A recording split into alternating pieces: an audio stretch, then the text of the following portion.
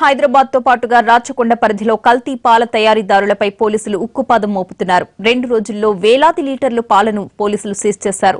హైదరాబాద్ కు వస్తున్న పాలల్లో చాలా వరకు కల్తీ అవుతుందని పోలీసులు చెబుతున్నారు. కల్తీ పాల తయారీదారులపై డ్రైవ్ కు సంబంధించి యాదాద్రి డీసీపీ యాదగిరితో మా ప్రతినిధి Ramesh Vaitla face to face. కల్తీ పాల తయారీదారులపైన పోలీసులు యుద్ధం ప్రకటించారు. ఎక్కడికక్కడ కల్తీ పాలను తయారు చేస్తున్న వాళ్ళని అరెస్ట్ చేసి అదుపులో తీసుకుని వాళ్ళు ప్రశ్నిస్తున్నారు. అయితే 2 రోజుల పరిధిలో రాచకొండ లిమిట్స్లో పెద్ద ఎత్తున కల్తీ పాలతో పాటు కల్తీ పౌడర్ తయారు చేసిన వాళ్ళందరినీ ఇప్పటివరకు పట్టుకోవడం జరిగింది. పెద్ద మొత్తంలో కల్తీ పాలను కూడా స్వాధీనం చేసుకున్నారు. అయితే కెమికల్స్ను ఉపయోగించి వీళ్ళు పాలను తయారు చేస్తున్న వీళ్ళందరూ కూడా పట్టుకొని ప్రస్తుతానికి రిమాండ్ కూడా తరలించారు. ప్రస్తుతానికి మనకు డీసీపీ యాదాద్రి ఉన్నారు. సార్ చెప్పండి, కల్తీ పాలకు సంబంధించి ఇప్పుడు మీరు గత 2 రోజుల నుంచి కూడా ఒక డ్రైవ్ చేస్తున్నారు. ఇప్పటివరకు మీరు గుర్తించింది అసలు జరుగుతుంది ఏంటిది? మాకు ఈ కల్తీ పాల గురించి ప్రత్యేకమైన ఒక ఇన్ఫర్మేషన్ వచ్చింది. ఆ ఇన్ఫర్మేషన్ ప్రకారంగా ఎస్ఐ బీబీ నగర్ సురేష్, తర్వాత ఇన్ఛార్జి ఏసీపీ రషీద్, నేను అందరం కలిసి జైనపల్లి అనే విలేజ్లో అక్కడ ఒక రాములు అనే ఒక పాల వ్యాపారి ఇంటిని రేడ్ చేశాం.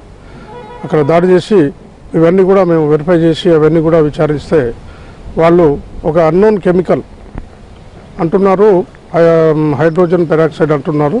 అది మళ్ళీ టెస్ట్లో ఎఫ్ఎస్ఎల్ టెస్ట్లో పంపిస్తాం, అవి తెలుస్తుంది. దాన్ని తర్వాత ఒక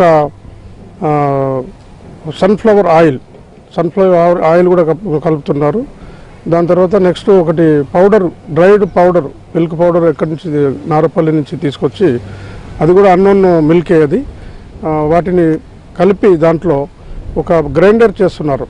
ఈ గ్రైండర్ చేసి దాన్ని ఒక 100 లీటర్స్ 120 లీటర్ వరకు రోజు చేస్తారట. చేస్తే దాన్ని తీసుకొచ్చేసి మళ్ళీ వీళ్ళు ఈ డైరీలో అమ్ముతున్నారు.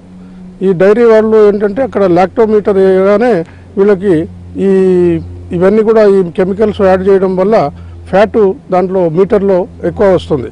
కాబట్టి అట్లా వాళ్ళు అలాంటి లాభమైన ఆలోచనతో వీళ్ళు పాల కేంద్రాన్ని ఈ కల్తీ పాలను తయారు చేస్తున్నారు. దానికోసం నిన్న ఒక 9 మందిని అరెస్ట్ చేయడం జరిగింది.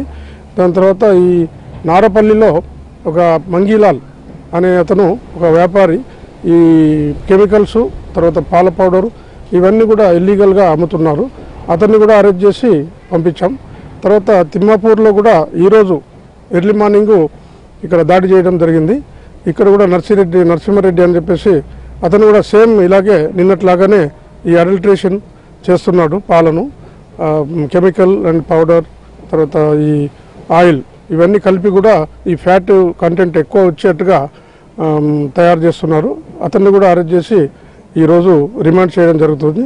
తర్వాత మంగీలాల్ అనే అతని మీద అంతకుముందు కూడా ఈ గట్కేసర్లో కూడా ఇలాంటి కేసే ఉంది. కాబట్టి 3 కేసులు అతని మీద ఉన్నాయి.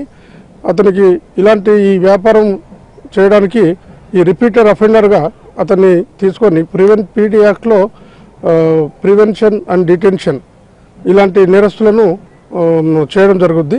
అలాంటిది ఏదైనా కూడా లీగల్గా ఏదైనా ఉంటే అతన్ని పీడీ యాక్ట్లో కూడా చేసి ఇక ముందు ఈ ఇల్లీగల్ వ్యాపారులు ఇలాంటి కల్తీ వ్యాపారాలు చేయకుండా తర్వాత అడల్టరెంట్స్ ఎవరికి అమ్మకుండా చేయడానికి పీడీ యాక్ట్ పెట్టి వాళ్ళ మీద కఠిన చర్యలు తీసుకుంటాం. అయితే హైదరాబాద్ నగరానికి పెద్ద మొత్తంలో కల్తీ పాలు కావచ్చు, పౌడర్ కావచ్చు ఎప్పటికప్పుడు సరఫరా అవుతున్న అధికారులు చెప్తున్నారు. అయితే ఇది గత కొన్నేళ్ల కాలం నుంచి కూడా ఇది కొనసాగుతుంది. అయితే దీన్ని గుర్తించడంలో అటు అధికారుల లోపం అని ప్రధానంగా చెప్పవచ్చు. అయితే పోలీసులు ఇస్తున్న దాడుల్లో ఏదైతే పెద్ద ఎత్తున కల్తీ పాలను ఏదైతే పట్టుకోవడం జరుగుతుంది, ఇది ఇప్పటికీ చాలా మందిని పట్టుకొని వాళ్ళని అరెస్ట్ చేశారు. అయితే అవసరమైన పక్షంలో వీళ్ళపైన పీడీ యాక్ట్ ప్రయోగించడానికి సిద్ధంగా అని అంటున్నారు పోలీసు అధికారులు. కెమెరా పర్సన్ గణపతితో రమేష్ వైట్ల.